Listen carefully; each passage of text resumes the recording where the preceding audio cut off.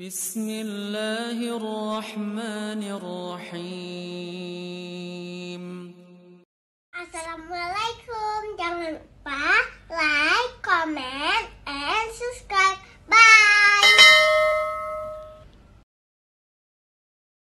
Dari mana tanahnya? Bukan na semen watanya. Atau paling tidak Nabi Khidir na gemai kaya becu, gemai kaya pak kepu ya pedang rumah ye.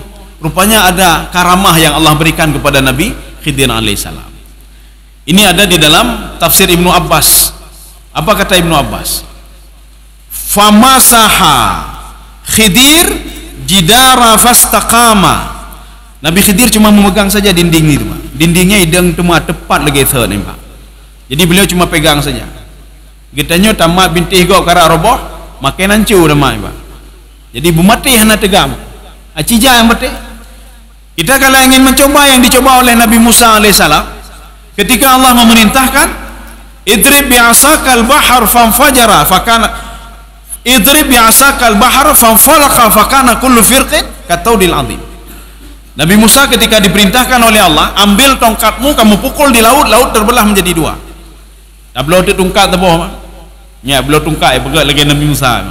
Jak tu laut, peh-peh laut nyokai ke rumpungoi. Ikat pro rumpungoi. Tak berdoa Allah ya Allah najolong karamah supaya laut terbelah menjadi dua, hantan terbelah menjadi dua. Karena tidak pernah diperintahkan nanti oleh Allah.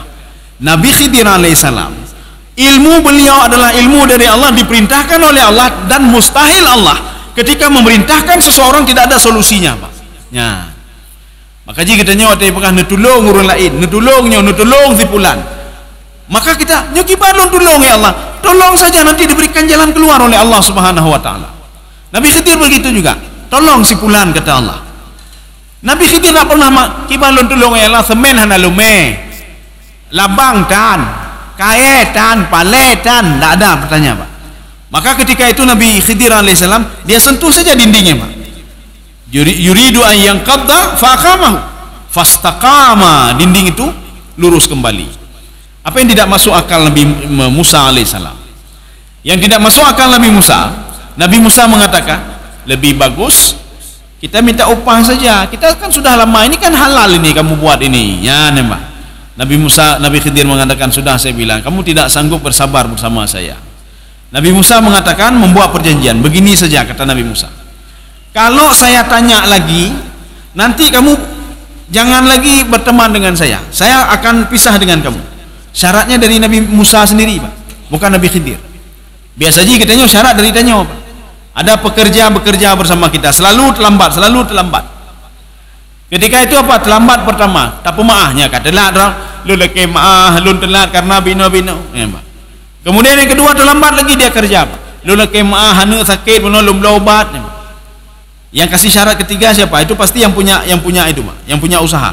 Ini kalau terlambat sekali lagi baik ini kerja deh pak lun pak. Ya nembak. Itu kan dari yang punya kedai pak.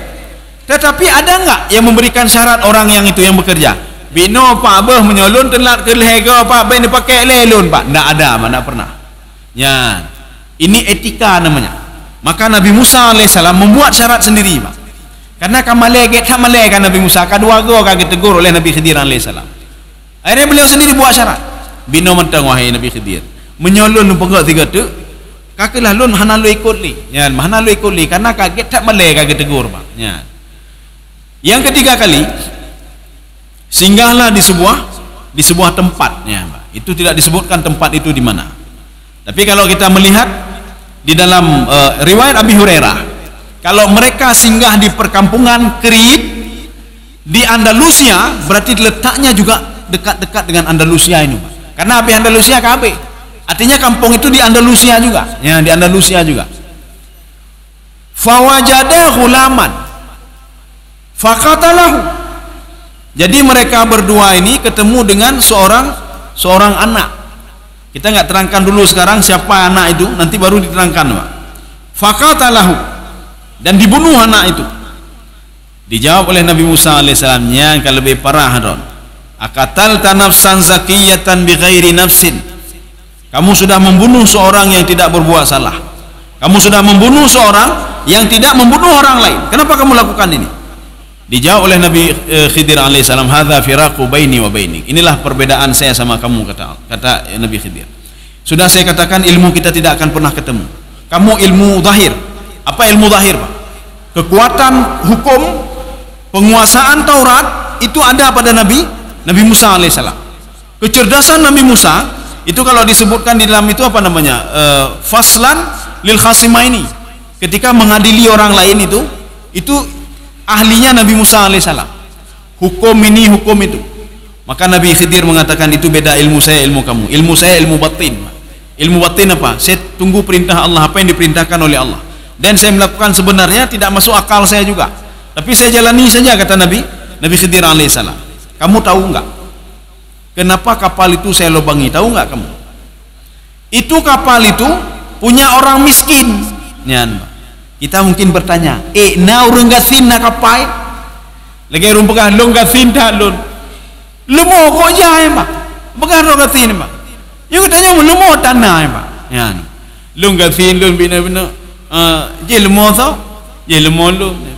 Padung tak apa? Nya tak apa lagu mu 20 juta, Pak. Padung mo lumo na 40 bah, Pak. Lumo 40 bah. Ini pertanyaannya, kenapa Nabi Khidir mengatakan itu kapal itu punya orang miskin? Na urang gasin belum kapal. Itu bukan kapal biasa itu, Pak. Rupanya setelah dijelaskan di dalam tafsir Ibnu Katsir baru kita bisa terima, Pak. Kapal ini punya anak yatim piatu, ya, Pak. Jadi kedua orang tuanya sudah meninggal. Mereka ada 10 orang. Anak mimin, Pak. Memang di setelah itu kan udah besar-besar, Pak. 4 orang cacat. Ya, 6 orang bekerja. 6 orang ini mereka shift. Ini nanti setelah kamu saya ya, selisih duit mereka ini diberikan kepada adik-adiknya 4 orang yang tidak bisa bekerja. Baru terima kai, Pak. Oh betul Rupaji urung gasimpo kapai yang kan kapai awak yang kapai urunci kan meninggal. Maka dilanjutkan oleh anaknya. Maka nanti anak pertamanya jatah lon bo, Pak jak kapai katrok ke di Andalus Vietnam, Pak. Nyan peng minyu lam di sinan. Itu belum lagi nanti orang yang naik kapal, mungkin sedikit yang naik kapal, Mbak. Setelah itu apa? Nanti mereka kumpulkan. Ini duit untuk adik yang 4 orang ya. Mekedrohan sip, Mbak. Mekedrohan sip. Maka saya tidak tega, kata Nabi Khidir alaihissalam. Hana tega lun. Kapal ini diambil oleh Raja Zalim yang di depan itu. Kalau diambil oleh Raja Zalim, 10 orang enggak makan apa-apa. Itu hanya yatim piatu, Pak. Hanya baju tepuan. Sudah 4 orang cacat, tak bisa kemana-mana.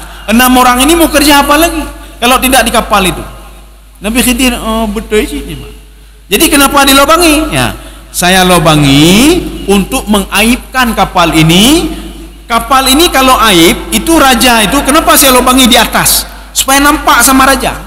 Kalau saya lobangi di bawah, yang pengop katanya. Yang kedua, itu pun raja, Pak. Walaupun sudah kita tempel kembali karena di bawah. Tetapi saya buat di samping, Pak, untuk aib saja. Maka lempengan kapal itu saya tarik satu lempengan. Waktu lewat itu dilihat oleh raja.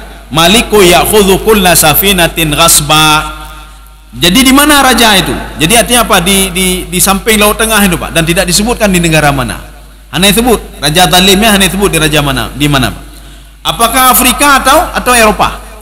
Tetapi kalau sudah cerita tentang Eropa, itu pasti kejadiannya di Eropa, Pak. Raja zalim itu di situ. Ya. Kemudian pertanyaan kedua, ketika Nabi Khidir alaihissalam menarik papan, kenapa yang punya kapal tidak protes? Kenapa tidak protes? Kenapa yang pegang? Karena perusak kapal lon berkait nepit juga. Kenapa tidak protes? Satu. Yang kedua, apakah di dalam kapal itu cuma mereka bertiga? Yang punya kapal Nabi Khidir, Nabi Musa alaihissalam? Tidak. Rupanya yang berada dalam kapal itu ramai rupanya, Pak. Ramai. Jadi waktu masuk Nabi Musa dan Nabi Khidir, kenapa gratis? Karena pemilik kapal itu sudah mendapatkan hal-hal aneh dari Nabi Khidir alaihissalam yang menguntungkan beliau selama ini. Nah saja pegali Nabi Khidir alaihissalam dalam perjalanan dari Irak menuju Andalusia, Vietnam, Andalus, Irak, Andalus. Ada saja hal-hal aneh yang dilakukan oleh Nabi Khidir menguntungkan pemilik kapal. Makanya dalam tafsir Ibnu Katsir, fajtama'an nasu wa qala, mereka semua dalam kapal itu berkumpul. Apa katanya? Wahai pemilik kapal, ini 2 orang ini pencuri mereka. Dua orang ini pencuri. Yang itu Nabi Musa dan Khidir pencuri, Pak. Dua orang ini pencuri. Kenapa pencuri? Satu melobangi kapal, satu lagi merencanakan untuk sesuatu hal yang lain supaya kita takut dan dia ambil harta kita. Pemilik kapal mengatakan tidak. Ini dua-dua ini ana anzuruhuma min atharin nabi. Dua-dua ini nabi ini. Ya itu pur bagi pemilik kapal, Pak. Biarin saja mereka lakukan apa saja. Itu keuntungan bagiku. Rupanya kan betul. Keuntungan bagi pemilik kapal. Kalau tidak dilobangi, kapai gadah kapai, Pak. Gadah kapai. Dan tidak bisa kerja lagi. Sudah. Nabi Musa AS, oh binan lagu. Baru dia Pak, oh binan. Kepulau memang. Kepulau. Maka ketika kita sakit-sakit, seandainya jilo nudip, kepulau memang. Seandainya jilo mentang le harta, kepulau memang. Untuk apa lagi? Waktu sudah bangkrut, sudah nak punya apa-apa lagi. Seandainya saya masih punya ini, saya akan bersedekah lebih banyak. Kepulau memang, kepulau. Kahanale kepulau. Kalau saya sehat, saya akan salat seruh berjamaah. Kepulau kata takit, hanya tajak jamaah le. Ya, nampak. Kemudian setelah itu yang kedua. Yang kedua ada dinding rumah yang mau roboh, dipegang oleh Nabi Khidir alaihissalam, fastaqama. Dinding itu lurus kembali. Ada apa rupanya? Ini juga kita bisa mengambil manfaat juga dari sini, Pak. Dari pertama bisa juga semua manfaat sebenarnya. Yang kedua, Nabi Khidir mengatakan, ini rumah ini punya dua orang anak yatim. Ya, dua orang anak yatim. Sudah satu. Ini enggak heran Nabi Musa alaihissalam. Enggak apa namanya, enggak takjub. Yang takjubnya apa? Wa kana abuhuma salihah. Kedua orang tuanya orang tua yang saleh. Maka apa kata Imam Ibnu Katsir dalam tafsir beliau? Imam Ibnu Katsir mengatakan, ini ayat ini menunjukkan kepada kita kalau ada orang tua yang saleh meninggal dunia hana perlaya katanya apa? Gejaga anu oleh Allah Subhanahu wa taala. Gejaga anu gejaga oleh Allah. Maka hana perlaya. Ummah menyolol mati anu pergi banjarai. Soje anu so jaga anu hana perlaya apa? Anak orang yang saleh tetap akan dijaga oleh Allah Subhanahu wa taala. Kecuali orang tua akan saleh, taleh apa? Karena na dua buah na saleh na taleh. Nyo salehnya apa? Kedua kabereh danji itu longgap.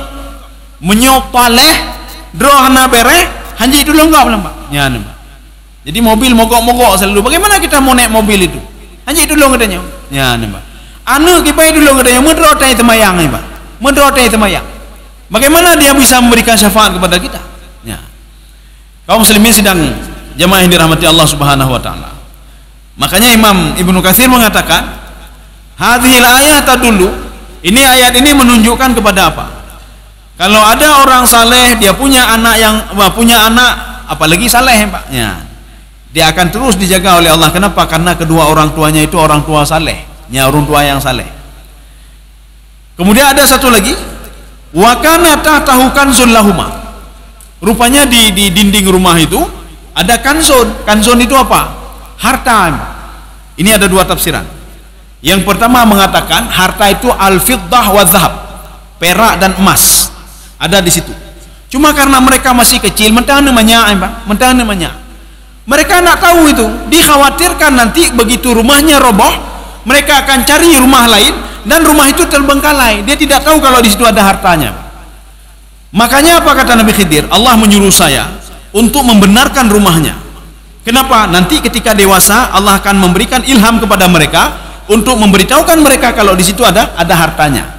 Jadi kan awet di situ. Satu. Tafsiran yang kedua, al-ulum, rupajina kitab-kitab di sinan, ada ilmu di situ. Ilmu ini kalau sudah rontok nanti jindingnya, maka tidak ada orang yang bisa melihat ilmu ini lagi, Pak. Ini maknanya apa? Yang meninggal itu seorang ilmuwan, seorang ulama, Pak. Beliau ada mengarang sesuatu, menulis sesuatu. Ya, jadi Allah menginginkan ilmunya ini nanti diwariskan kepada anaknya. Bagaimana caranya? Dengan membaca kitab-kitab tadi, Pak.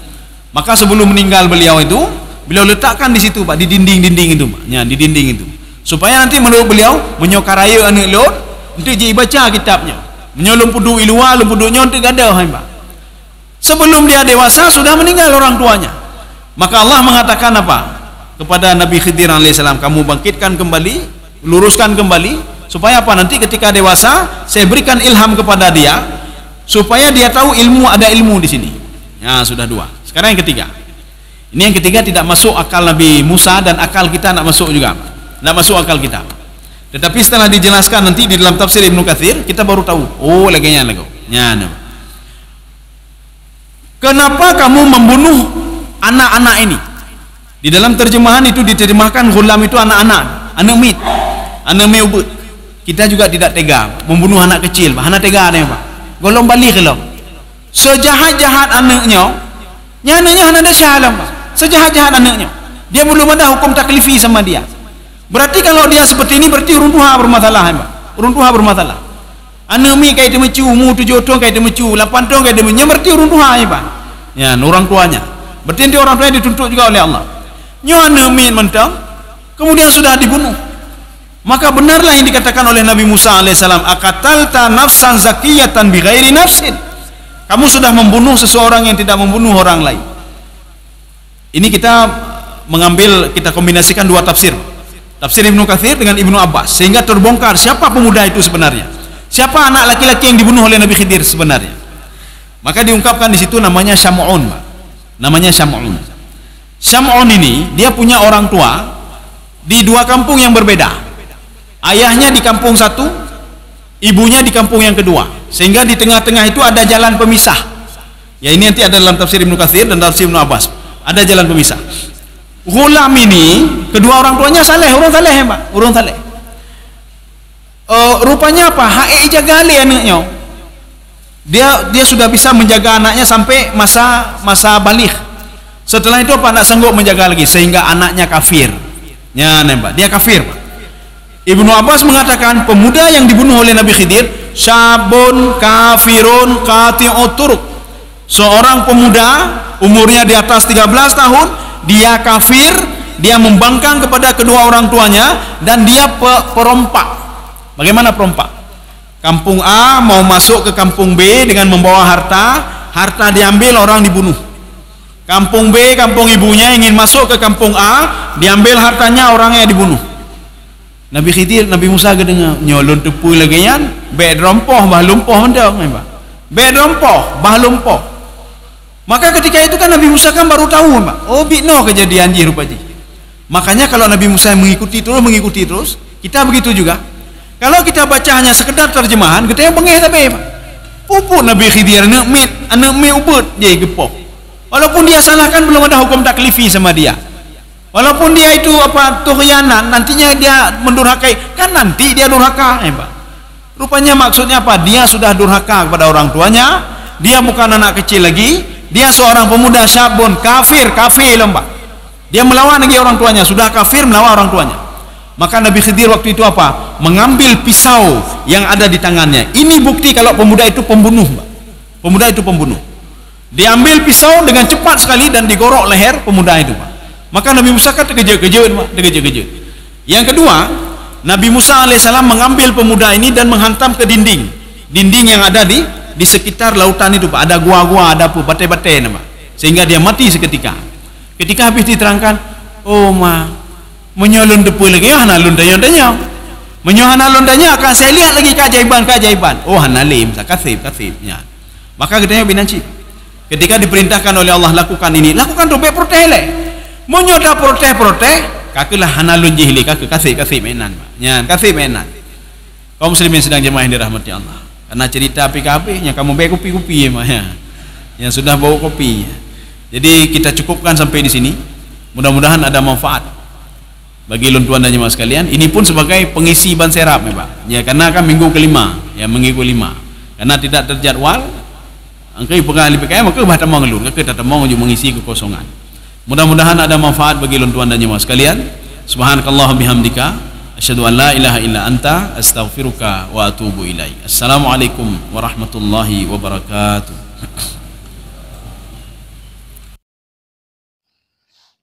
Terima kasih.